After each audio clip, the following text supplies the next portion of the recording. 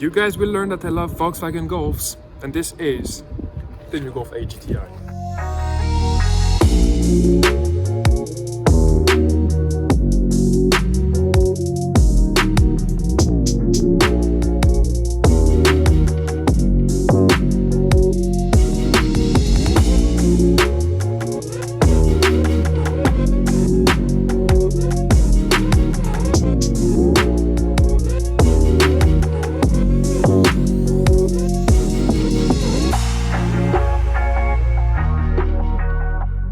In terms of the spec,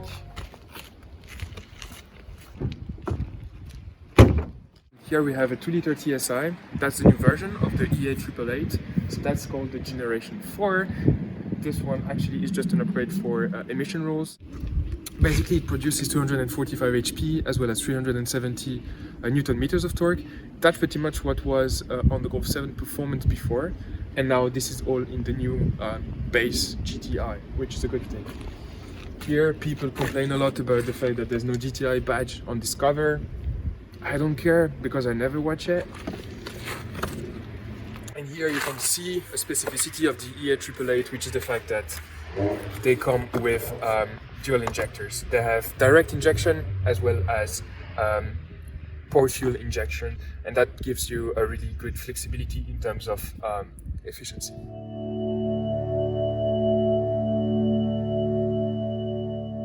Right, let's start with the exterior of the car. So this one is a King's Red metallic.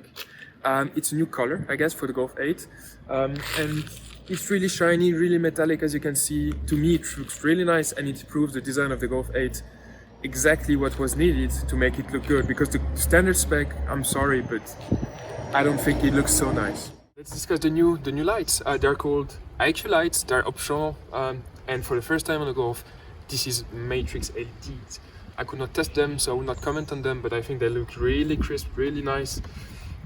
And on the GTI, what you get is here a red accent going from one side of the car to the other side. And along with it, there's an LED strip lighting up in white, going from one side to the other. And this is what will give all Golf 8s a really distinctive look if they have this specific option. Here we have the optional 19-inch. They are called Estoril, I guess. Tire size is 235, 35 R19 for the ones who would like to know this.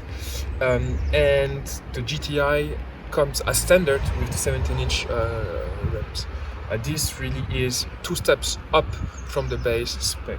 And I think they look really nice. They look especially nice with this color. And I think they complement the overall look of the car exactly as they should. Here at the back, to me, that's the best part of the car. I think it looks nice, and that's a nice upgrade over the 7. Here you can see that we have a specific diffuser for the GTI. The only issue that I have with that is that the plastic that they use for the diffuser, which is the same, by the way, that the side skirts and the black accent at front, they're all made of this plastic and cheap plastic. This is the kind of plastic that you can find at the bottom part of doors. For instance, this is really cheap, it's not glossy, it does not look so good. If you get, for instance, an R-Line or a Golf R, the new ones, all of these diffuser parts and skirt and stuff, they're all made of glossy plastic, which to me looks way better.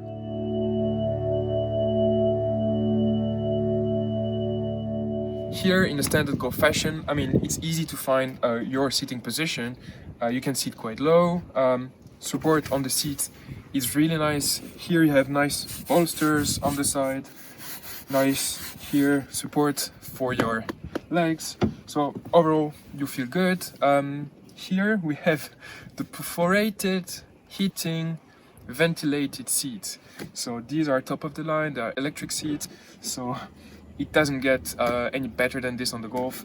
They really feel good. Actually, they feel really premium. They feel comfortable. They're great. Back here, there's a lot of space. Actually, I just set up the seat for my size, and here I feel comfortable. There's a lot of space for my knees. There's a lot of space for my head. And overall, I mean, it's a nice place to sit. You can get 4 adults sitting here with no issue. At the trunk, there's a lot of space, as you might see. Basically, we have the same space as we had on the Golf 7. The trunk is in its low position. You can move it up if you don't need that much space. Here, nice trick, you can block it if you want to here mess up with the spare tire. And of course, if you don't have it, you get 20 centimeters more of storage. If you get the Golf R, you lose a bit because there's a four-wheel drive system, but with this GTI, you have the full space. Anyone who had the Golf 7 will not be lost.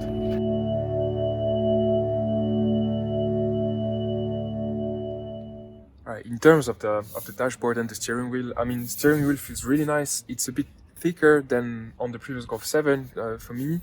Here you have perforated leather. You have the GTI logo down here, so it looks good. At the same time, I really didn't like the capacitive buttons. To me, the fact that you have to look at them in order to operate them really is something distracting you from what you're doing on the road, so I don't like it. And if you go as well to the, for instance, the temperature controls, here you have to touch them as well. Same for volume, same for everything. Also, for people having the heated seats, you have to operate it on the GPS screen, on the navigation screen. You have to click here and click on buttons, digital buttons to operate them. About the navigation system, I mean, it's getting a bit complicated. I mean, it looks like an iPad. Quality is really great. The definition is great. Colors are great. Contrast is great. Brightness is great. I mean, it's a new generation screen, that's for sure. Now about the software that it's using, I don't know. It feels a bit too complex to my taste, and I have to admit I'm a geek. So can you imagine what it would be for people maybe of a different age? Yeah, to me, a bit too complicated. About the driving modes, again, capacitive buttons, because that's all you get here. You get capacitive buttons everywhere. You get your assistance here. So this one has lane assist as standard, all this stuff as standard. Climate control here as well, a capacitive button for parking, capacitive button. So you got it. There's the theme. They wanted to get rid of buttons because they wanted to make a clean, really clean dashboard. It's clean, I like it, it's relaxing. To me, the shape of it and how you feel in the car is really relaxing. But the fact that for modes, for instance, if you have someone that you want to race with, don't race on the road, of course, but I mean, you have to click here, look exactly what you're doing, click sport. To me, it's too many steps. In this test car, we have the DCC, so which is dynamic chassis control. It will adjust the damper rate if you want to go from comfort to sport or whatever. And for that, you have to go in individual. To me, there's too many steps. It's good that they gave us the granularity in order to exactly make it as you want. But for instance, come on, why would you go from this one to this one? Especially knowing that the range on the screen is wide, but what you feel in the car is way less. So for instance, from here to here, you will not feel much. So to me, this is too much. But I mean, great nonetheless for the geeks. And if you don't want this level of detail, you can go to the preset comfort and the sport preset. Another aspect that to me is really a bummer is the fact that, for instance, if you want to disconnect the traction control, the ESC and stuff like this, you have to go to vehicle and then swipe right, and you have to I don't know, there's like different steps. I mean, I don't want to look at my car on the GPS, so like swipe enough, not too much, and then click brakes, and then ESC system, ESC sport, or ESC off. That's crazy to me.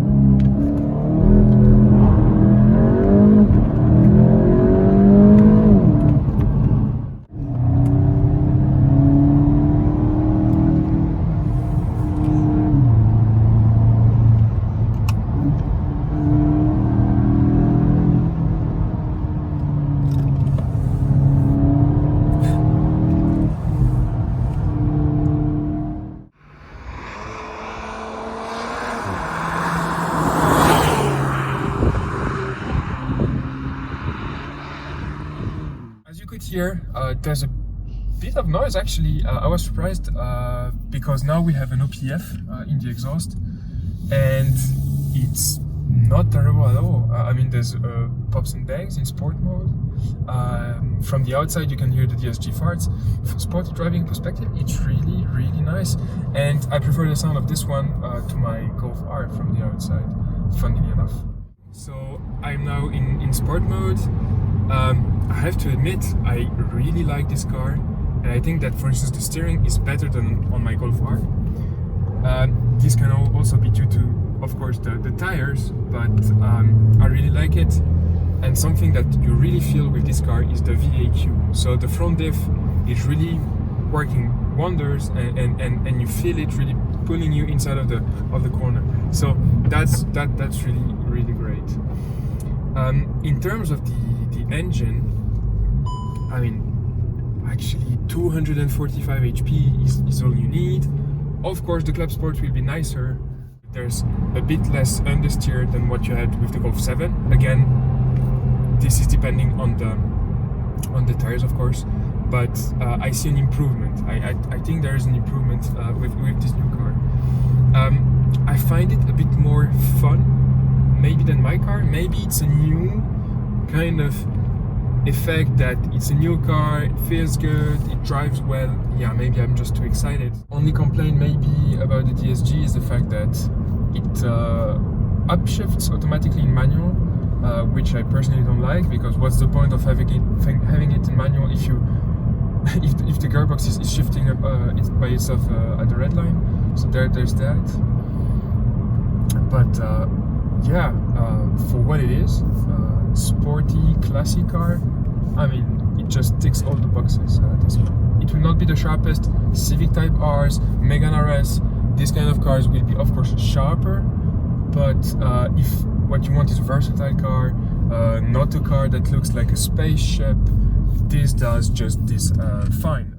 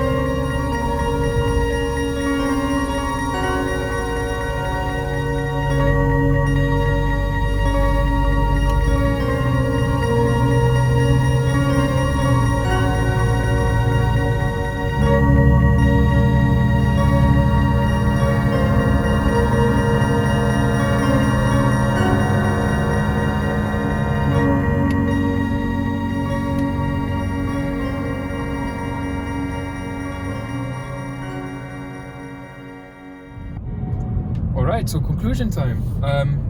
Basically, this car has been treating us really well. I mean, from a comfort perspective, it's really nice. It's a really nice place to be. I know in pictures it doesn't do any favors to this car with the black glossy plastic, but actually in real life it looks nice, it looks premium. You can see the screen really easily. Another option that we have is the DCC. And the DCC gives you the possibility to just go from extreme comfort.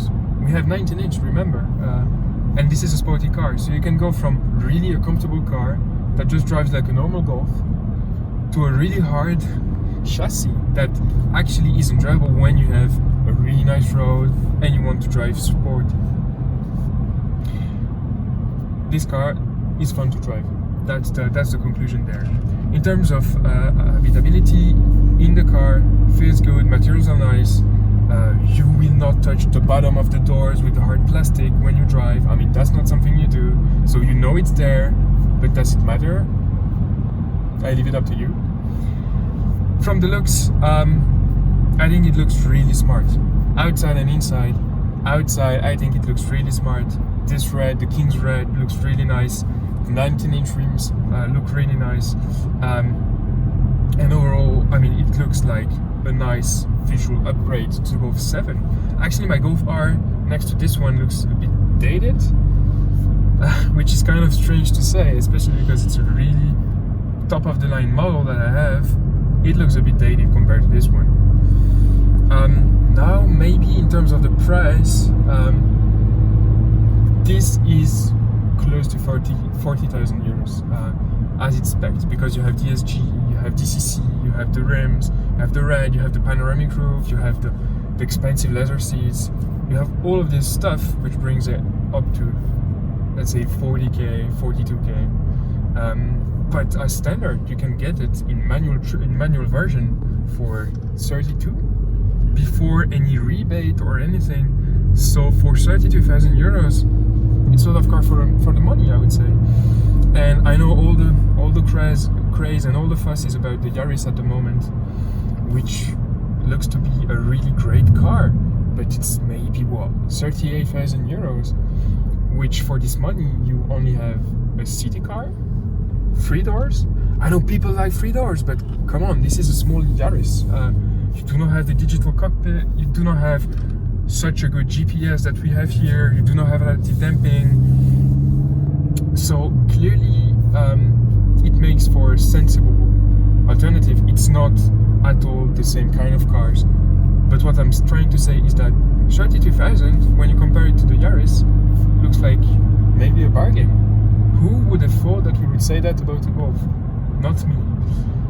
So yeah, overall I've been very pleased with this car. A treat to drive.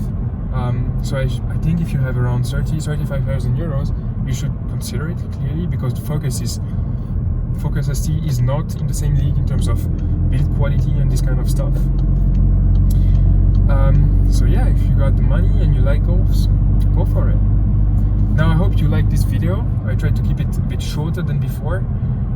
Might be still too long for some. I'm trying to improve here, so if you have some improvement ideas for improvement or comments, just leave them below. Don't forget to subscribe and give a like. I guess that's what we have to say now. So thank you very much for watching. Have a nice one.